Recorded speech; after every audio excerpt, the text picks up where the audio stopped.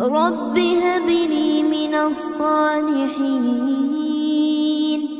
فبشرناه بغلام حليم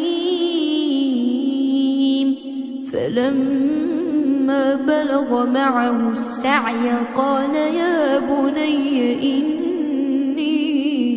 أرى في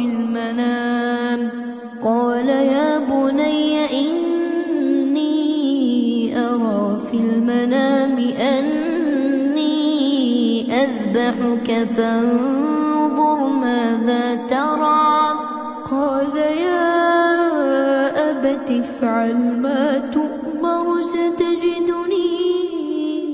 إن شاء الله من الصابرين فلما أسلما وتله للجبين وناديناه أن يا إبراهيم قد صدقت الرؤيا إنا كذلك نجزي المحسنين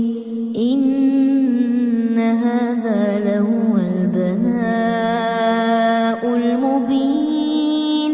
وفديناه بذبح عظيم وتركنا عليه في الآخرين سلام على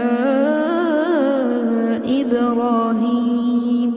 كذلك نجزي المحسنين